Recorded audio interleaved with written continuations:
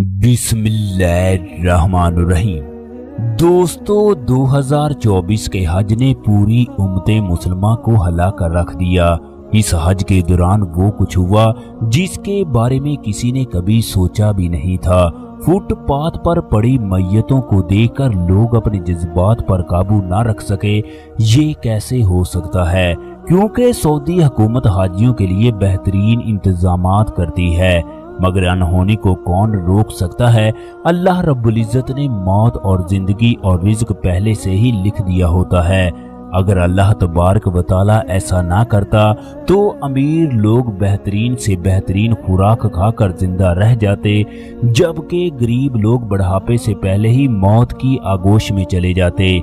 हज के दौरान हाजियों की ऐसी हालत थी, इन्होंने सोच लिया था ये उनकी जिंदगी का आखिरी हज है। इस वक्त पूरी दुनिया शदीद गर्मी की लपेट में है, जबकि हज के दौरान दर्जा हरारत 52 डिग्री सेंटीग्रेड तक पहुंच गया।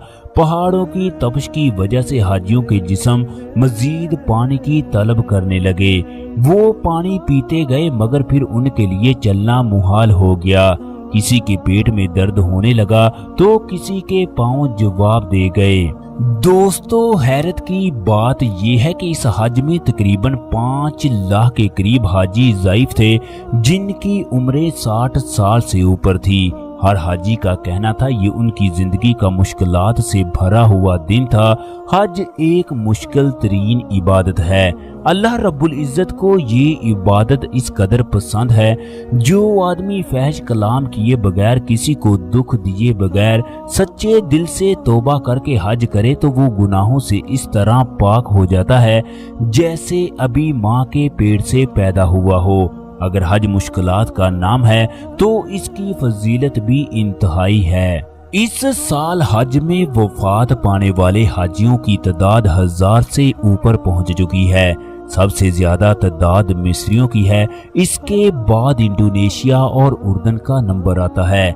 99% लोग ऐसे हैं जिनकी उम्रें 60 साल से ऊपर थी, जिन लोगों ने पैदल चलना छोड़ दिया। कुछ लोग तो ऐसे थे जो अकेले हज करने के लिए आए, हालांकि उनके बच्चों का उनके साथ होना इंतहाई जरूरी होता है, मगर बदनसीब औलाद उनके साथ ना आई। उनकी मैयतें खुले आसमान के नीचे धूप में पड़ी रही। एम्बुलेंस की किल्लत की वजह से लोग घंटों तक अपने प्यारों को तड़पते हुए देखते रहे। पहली बार सऊदी अस्पतालों में इस कदर रश था कि डॉक्टरों की कमी हो गई, चनाचे दूसरे अस्पतालों से डॉक्टरों को बुलवाना पड़ा। मोहम्मद बिन सलमान ने सऊदी इंतजामिया से इस बात की रिपोर्ट तलब कर ली। सऊदी हुकूमत इस बारे में भी सोच रही है। हो सकता है 60 साल के ऊपर के लोगों पर हज पर पाबंदी आयद कर दी जाए, या उनको हर तरह की सहूलियात फराहम की जाए। उनके लिए मिना से अरफात फिर मुजदलफा के लिए गाड़ियां चलाई जाए। इस तरह मुजदलफा से मिना और हरम के लिए ट्रेनें चलाई जाएं। अगले साल सऊदी हुकूमत बहुत कुछ नया करने के बारे में सोच रही है। हज पर आने वाले एक आदमी ने पूरी उम्मत मुसलमान को उस वक्त रुला दिया जब हज के दौरान उसने अपनी मौत को अपनी आंखों के सामने देखा। उसके साथ फिर ऐसा मौजज़ा हुआ जिसने लोगों के दिल की दुनिया बदल दी। दोस्तों, यौमे अरफा के दिन हमने मीना से अरफात की जानब ट्रेन से जाने का फैसला किया। तकरीबन 20 के करीब पाकिस्तानी हेल्पर ग्रुप के दोस्तों का ग्रुप ट्रेन स्टेशन की जानब जा रहे थे कि फोर्सेज ने रोक दिया और कहा कि ट्रेन में हाजियों का रश है, इसलिए इंतजामिया से कोई भी ट्रेन में नहीं बैठ सकता। हमने फैसला किया कि अब हम बस या किसी और सवारी के बजाय पैदल अरफात की जानब सफर करेंगे। अरफात का सफर तकरीबन 12 किलोमीटर था।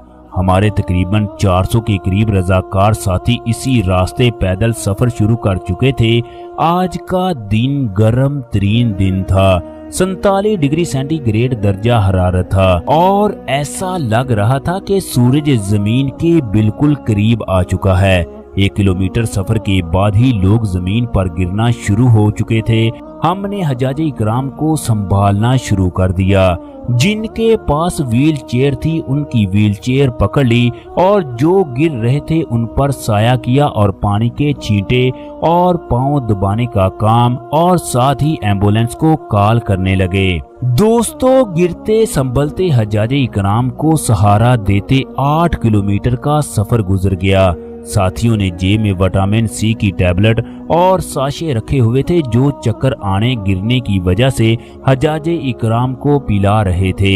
मेरी आंखों के सामने एकदम सफेदी आ गई और मुझे सिवाय रोशनी के कुछ भी नजर नहीं आ रहा था। साथियों को जोर से आवाज दी और इन्होंने अपनी बाहों में ले लिया और करीब ही एक छोटे से दरख्त के नीचे लटा दिया। पानी के छींटे मारते रहे और पानी पिलाते रहे। कुछ टाइम बाद मैं संभला और फिर हम तकरीबन 1 घंटा वहीं रहे।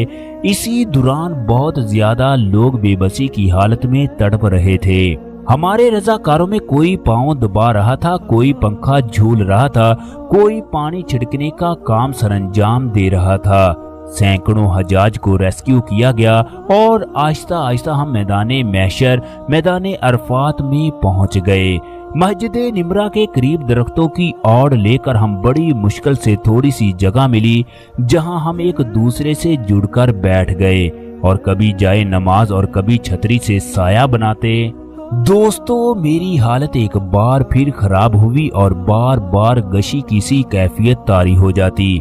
दिल घबराता और ऐसा लगता कि अब जिंदगी मजीद साथ नहीं देगी। इस वक्त रास्ते में जितने भी हज्जाज गिरे हुए थे या अल्लाह रब्बुल इज्जत को प्यारे हो चुके थे, दिमाग में घूम रहे थे। दोस्तों ने बहुत साथ दिया। वो मुसलसल हाथ का पंखा झूलते रहे और पानी का छिड़काव करते रहे। खुतबा हज के बाद नमाज पढ़कर हमने मस्जिद का रुख किया और जैसे तैसे अंदर दाखिल हो गए और सुकून का सांस मिला। मेरी तमाम अहबाब से गुजारिश है कि हज जवानी का होता है। ये बहुत मुशक्कत वाली इबादत है, इसे जवानी में ही अदा करें जब आपको इसके सारे अरकान का पता भी हो। बुढ़ापे में वालिदैन को अकेला मत भेजें, बहुत मुश्किल का काम है। वो अपने आप को संभालेंगे तो अरकान भूल जाएंगे। खसूसन हज के 5 दिन इंतहाई मुश्किल तरीन दिन होते हैं। मैंने सिर्फ 1 दिन में ही अपनी गुनाहगार आंखों से 40-50 हजाजे इकराम को इस दुनिया से रुखसत होते हुए देखा, जो सफर की थकावट और गर्मी की शिद्दत को बर्दाश्त नहीं कर सके और लुकमाए अजल हो गए। अल्लाह रब्बुल इज्जत से दुआ है, अल्लाह तबारक व तआला इन सब की मगफरत फरमाए, आमीन। दोस्तों, आप लोग भी कमेंट बॉक्स में आमीन जरूर लिख दीजिएगा। अगर आज की हमारी वीडियो पसंद आए तो लाइक और शेयर कीजिएगा। इसके साथ साथ चैनल को सब्सक्राइब करना मत भूलिएगा। शुक्रिया।